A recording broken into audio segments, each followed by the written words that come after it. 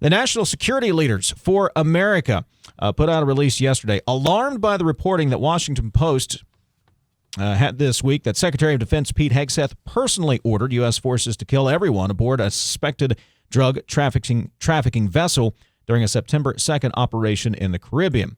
The further reporting indicates that a second missile strike was launched after the vessel was destroyed, killing 2 survivors who were visibly clinging to debris.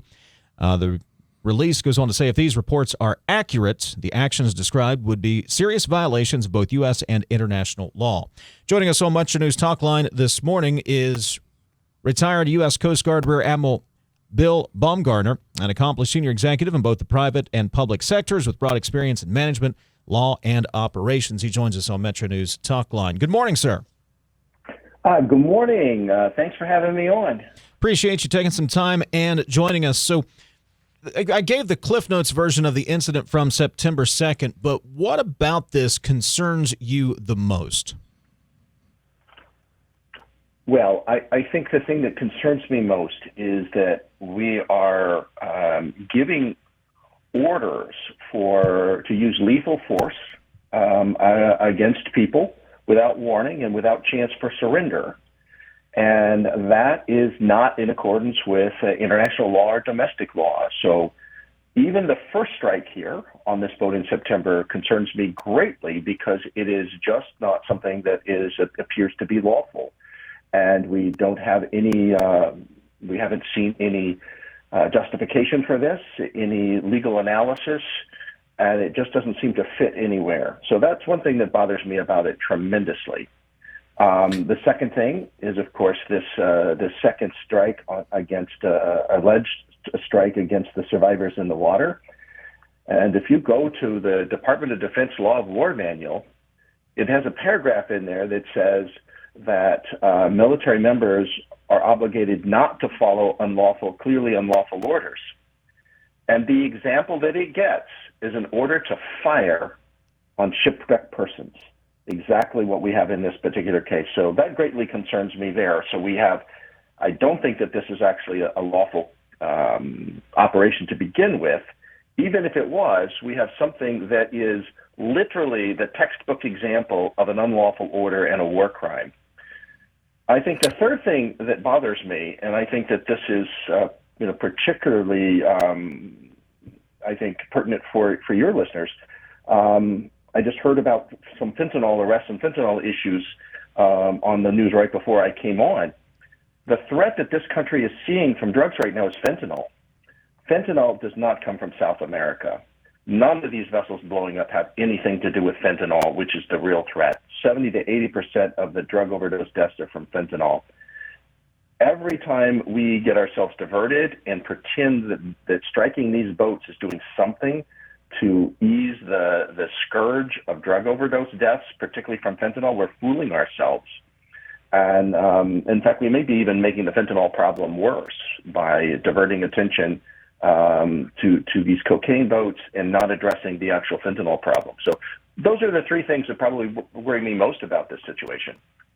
So, Admiral, in the press briefing yesterday, the White House press secretary from the podium with the White House emblem behind her was emphatic that the president was within his authority, that the commanding admiral who had command operation over this was well within his authority for the second strike. You made your case for why it's illegal. The White House obviously believes differently. How does this get reconciled? Well, first thing, you notice the White House has never given us the rationale for why this is legal. We don't have it.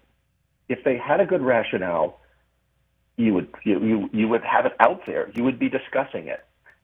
And I think another thing that really bothers me here is we have a lot of service members out there that have read and have been taught in what the law of war is, the law of armed conflict. They know that the rest of the world does not see this as a proper operation. And they're caught in a terrible situation where they may be given orders. They don't know whether they're lawful or not. And the administration hasn't even given them the courtesy of showing them the legal rationale for it. That bothers me. I think that if you want your troops, you want to support your troops, you make sure that when you ask them to kill somebody, that you make sure that they understand why that order is lawful, and that you search for worldwide legitimacy for that campaign. And we don't see that here. So when you see an assertion that this is, a lawful operation or within authority, but no rationale, no way to link it to the actual law, that's very concerning to me. Retired U.S. Rear Admiral Bill Baumgartner joining us here on Metro News Talk Line this morning. I want to zero in on this specific incident. Let's assume for just a moment there is rationale for the operation.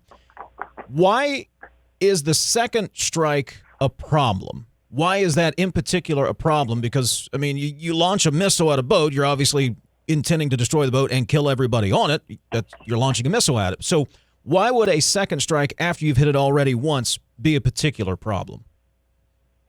Well, because under the law of armed conflict, you have a military objective, and if there's something being carried on that boat that presents a threat, you destroy the thing that presents the threat. The law of armed conflict is not designed to go out there and say, kill everybody that looks this way or shows up in this particular place. And in fact, giving orders to what they would call give no quarter orders, or kill everyone, regardless of their circumstance that you consider a hostile, those are not lawful orders. And so the intent to go out there and say, my intent is to kill everybody on that vessel, that is not something that's appropriate under the law of armed conflict or legal.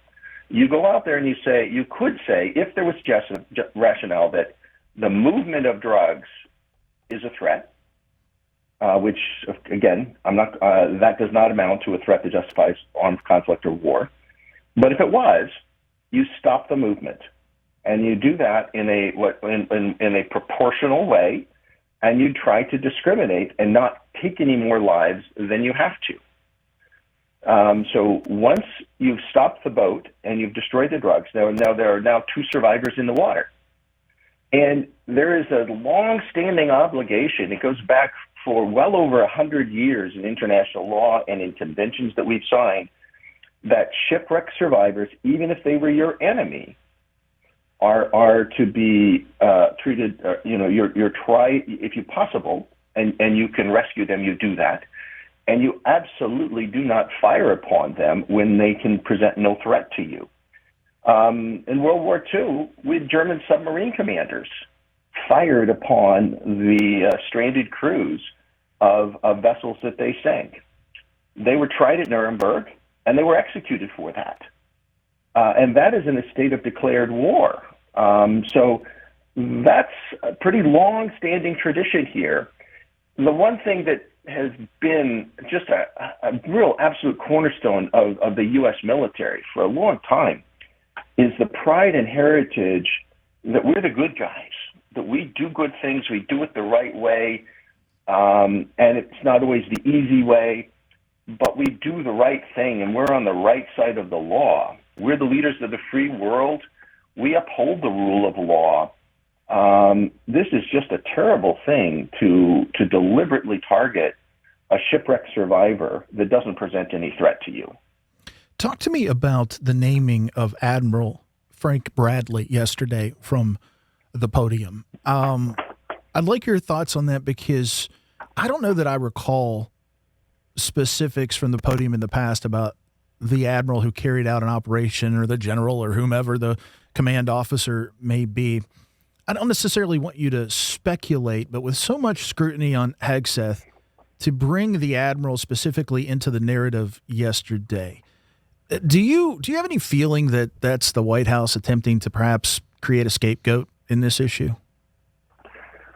Well, it could be, but I want to be fair, is that in prior major operations that were successful, other administrations have taken some steps to, in some cases, highlight who the commander was that may have organized or directed the operation. They don't go down to say the actual participants. That's not appropriate. Sure. But say Admiral Brown was the commander of the Joint Special Operations Command, and it wouldn't have been out of place on a successful operation to note that the operation was under their command and they directed it. The difference now is with a I don't know how you want to characterize it, but a controversial and what many, and I would be in that category, would say is not a successful operation. Many leaders choose to be the accept the responsibility and be the one in front of the camera and say these people were under my command and my authority, and the responsibility and the buck stops with me. That's a different choice. President Reagan took that position back with the Beirut bombing of the Marine barracks. And he simply said, this stops with me. I'm responsible. I'm the president. I put these Marines here. They were under my authority, and the buck stops with me. So the different approaches. And I don't want to speculate any more than that, but, I'll be somewhat fair to the administration that when things go well, you do highlight the commander. And if the administration does think that this all went very well and exactly is the way they wanted it to be, and that it was something to be proud of, then okay, highlight the commander. If on the other hand you're taking incoming rounds, you figure something else out. Bill Baumgartner joining us, retired Rear Admiral, U.S. Coast Guard. Bill, how is this situation different, or is it different from the Obama administration's drone strikes? Almost, I think it was 560-some drone strikes. There were over 3,000 civilian casualties as a result of those. How is this situation different, or is it different from those operations? I think it's quite different. The drone strikes were targeting people that were actually engaged in supporting or conducting armed combat or armed terrorist activities. They also provided the legal justification for it. Not everybody agreed with all of it, but they provided it to try to get it out there and say, this is exactly how we reasoned it. And if you may not like it, but it is here. That is very different than what we're seeing today.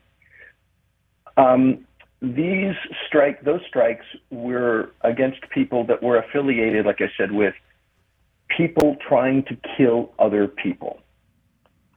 This is very different than what we have right now in the Caribbean. In the Caribbean, we have had a long-standing problem with drug smuggling. This is a criminal activity, bringing a dangerous product or selling a dangerous product to actually intermediaries in Mexico for the most part, that then bring it up and sell it to American citizens as willing buyers, who then distribute it to other American citizens. Not all of those end users are willing buyers. Some of them are addicted, but this is cocaine, so it's different than some other drugs, but still a very bad thing. This is not a situation where the people in any of these boats are hoping to kill Americans. They do not want to see Americans killed by their product. It's bad for their business. They are immoral, terrible people, but engaged in a criminal capitalistic enterprise. They are not trying to kill Americans. So it's very, very different than the Obama drone strikes. I'll grant you that they understand that their product will end up killing some people in overdoses, but that's not their intent. In fact, if you ask these drug smugglers, could you provide cocaine that will absolutely not result in an overdose, the cartels would be some of the first people there to say, okay, how do we do this? Because they want a drug business, illegal, as moral as it may be and damaging as it may be, but they're not trying to kill Americans. That's very, very different. Bill, we're going to have to leave the conversation there because the clock is going to get us, as it often does. We appreciate the perspective this morning. Rear Admiral, U.S. Coast Guard, retired Bill Baumgartner, thank you very much. Appreciate it. All right. Thank you for having me. Absolutely.